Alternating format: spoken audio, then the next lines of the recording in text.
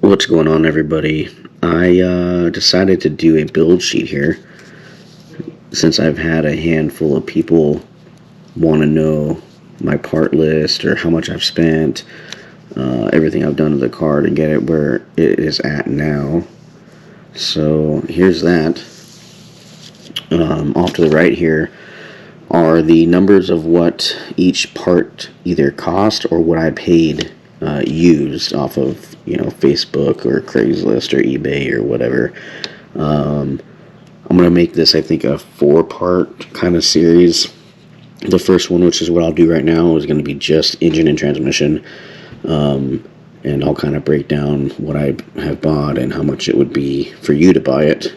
Everything there was pretty much new that I had to pay for, so there's not really any used stuff, but not saying you can't find used things, because small block Ford stuff is everywhere online. So I'm just gonna get into this for you guys now. I paid $6,500 for the car.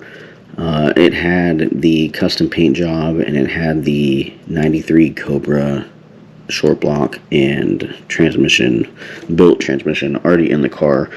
So I knew it had good bones for me to start with what I wanted to do with the car, instead of finding a completely stock one and having to do even more to it.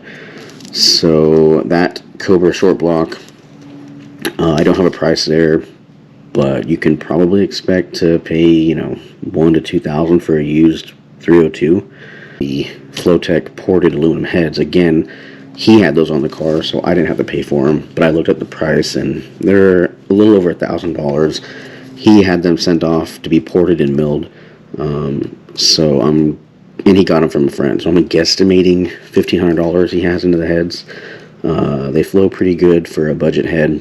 I really want to move to the Trick Flow 11R twisted wedge heads, probably next year, maybe this year, I don't know. We'll see how it does on the track. It's like 320, 330 wheel right now, and for what I'm doing with it, it's been fine. A custom ground cam, which is in the car, and that's going to run you about $450, and it's got a carb swap, so that carb runs like $700, and then the Edelbrock air cleaner is, I don't know, $50, $100 on top of that, so I have $800 there. The car has a port match to the heads, dual plane intake manifold. It's also like a no-name budget manifold, so they're around $250 for that. I threw a dual core aluminum radiator from Champion in there over the summer because the car was running hot. That was $300, and I had a built T5 in it already. I just threw $1,000 there.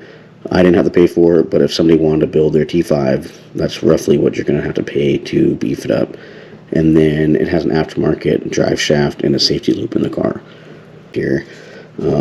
If you want to get all this, I'll post it on a couple of different videos, but bottom line is I'm in the car $9,790 on top of my $6,500 price to buy the car.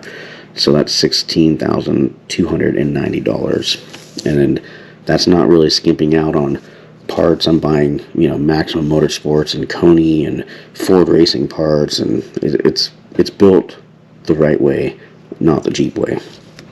You can go and buy all this stuff new if you'd like, and spend $18,635 if you had to buy everything that I bought brand new. That would be the breakdown. So stay tuned for part 2, where I'll get into the suspension and some exterior stuff.